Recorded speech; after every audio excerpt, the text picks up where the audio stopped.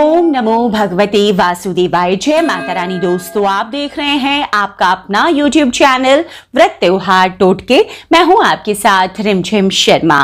दोस्तों, आज इस वीडियो में मैं आपके साथ हिंदू नववर्ष की सबसे पहली एकादशी यानी कि चैत्र मास की शुक्ल पक्ष की एकादशी, जिसे हम कामदा या फलदा एकादशी के नाम से जानते हैं, उसके बारे में संपूर्णता से सभी जानकारियां देने जा रही हूं। रामनवमी के ठीक 2 दिन बाद यह एकादशी पड़ती है। दोस्तों, इस एकादशी के व्रत के क्या नियम है, इस एकादशी को किन व्यक्तियों को जरूर धारण करना चाहिए, व्रत के नियमों का पालना कब से कब तक करना जरूरी होता है एकादशी के व्रतों में। दोस्तों, तिथि कब प्रारंभ हो रही है, कब समाप्त हो रही है, एकादशी का व्रत जो परिवारजन स्मार्ट लोग हैं उन्हें किस दिन करना है। दोस्तों, एकादशी के व्रत में पारना का बहुत महत्व होता है, तो पारना का व्रत खोलने का शुभ मुहूर्त क्या है, पूजा विधि क्या होगी, भगवान को प्रसन्न करने के लिए इस दिन हमें क्या वो एक खास उपाय है जो जरूर कर लेना चाहिए पूजा विधि को संपन्न करने के बाद। दोस्तों, ये सभी जानकारियां इस एक वीडियो में आपको प्राप्त होने जा रही है, तो वीडियो अंत तक जरूर देखिए। साल 2022 में कामदा एकादशी का व्रत दोस्तों 12 अप्रैल को रखा जाएगा।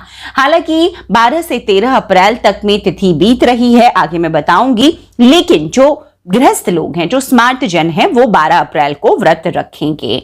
इस बार कामदा एकादशी पर सर्वार्थ सिद्धि योग भी बन रहा है। मंगलवार का यह दिन है दोस्तों। इस दिन विधि विधान से श्री हरि भगवान विष्णु या उनके किन्हीं अवतारों की, भगवान श्री कृष्ण की भी हम पूजा आराधना करेंगे। दोस्तों, कामदा एकादशी का व्रत क्यों इतना महत्व रखता है और किन लोगों को यह व्रत जरूर करना चाहिए, इस व्रत के लाभ क्या है दोस्तों, ये मैं आपको बता दूं। देखिए, कामदा एकादशी का व्रत उपवास करने से सभी प्रकार के पापों से मुक्ति मिल जाती है, और जैसे मैंने बताया आपको, कामदा और फलदा एकादशी भी से हम कहते हैं, तो जो भी कामना है आपकी वो फल आपको प्राप्त होता है। तो समझ सकते हैं दोस्तों कितना महत्व है इस एक एकादशी व्रत का।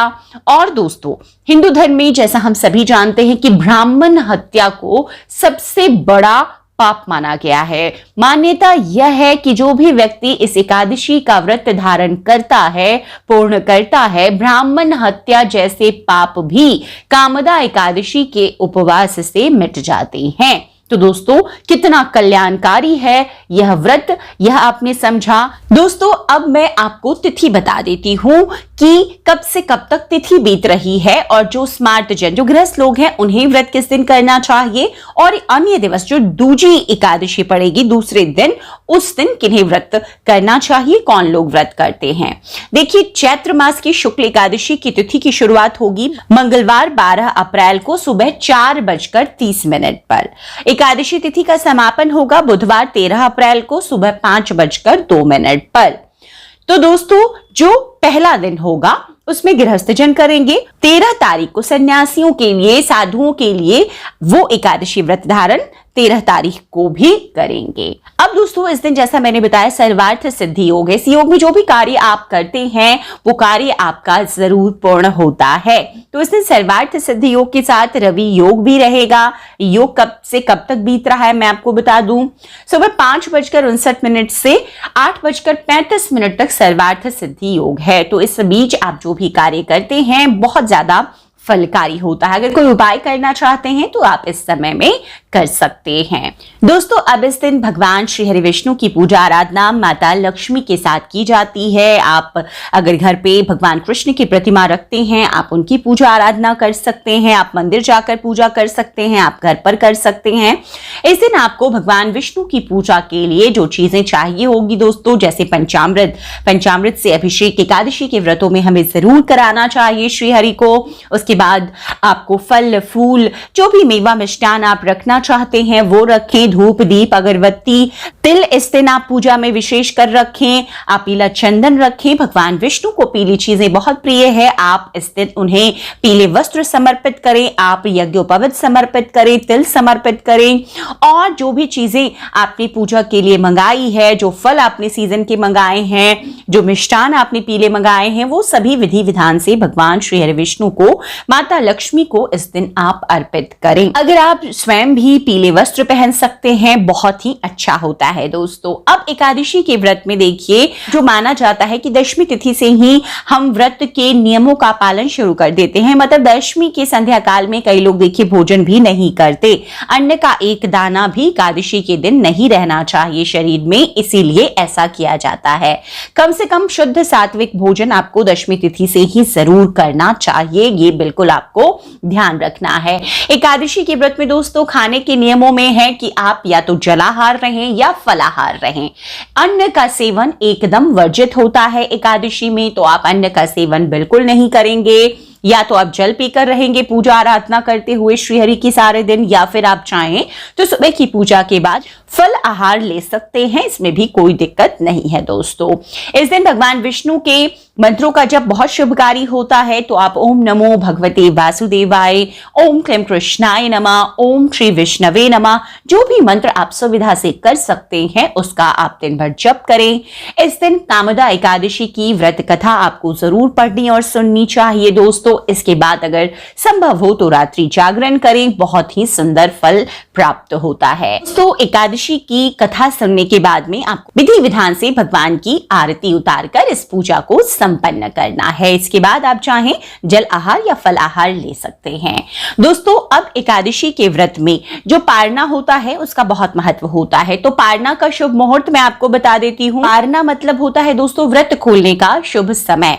तो 13 अप्रैल को आप व्रत खोलेंगे। व्रत खोलने का समय यहाँ पर सुबह का नहीं मिल रहा है क्योंकि एकादशी तिथि है, तो आप 1:38 से 4:12 तक ये शुभ समय है पारना का। इसी शुभ समय में आप एकादशी व्रत को, कामदा एकादशी व्रत को खोलेंगे दोस्तों एकादशी व्रत के दिन तुलसी माता की भी हमें विशेष पूजा आराधना जरूर करनी चाहिए। आपको दीपक लगाना है। कई लोग कहते हैं जल नहीं अर्पित करना चाहिए, ऐसी कोई बात नहीं है, जल आप अर्पित कर सकते हैं। इस दिन तुलसी जी को आपको तोड़ना नहीं है, चोट नहीं किसी प्रकार पहुंचानी है, ऐसा बिल्कुल आपको ध्यान रखना है। तो इस दिन तुलसी पत्र आप तोड़े नहीं, लेकिन जल अर्पित पूजा आराधना पूरे विधि विधान के साथ आप बिल्कुल कर सकते हैं।